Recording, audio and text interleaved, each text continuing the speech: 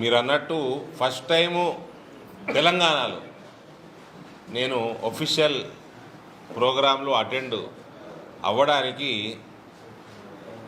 నాకు ఇవాళ స్వేచ్ఛ వాతావరణం ఉన్నట్టు తెలంగాణలో ఈసారి అనిపించింది. నిజంగా ప్రజాస్వామ్యం మళ్ళీ రిటర్న్ వస్తుంది తెలంగాణలో అని అనిపించింది. ఇక్కడ జిల్లాలో అటెండ్ అవ్వడం జరిగింది. దొరల పాలన పోయి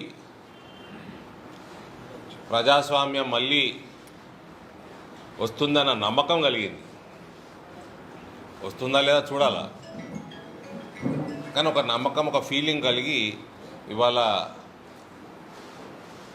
మన జిల్లాలో అటెండ్ అవ్వడం జరిగింది.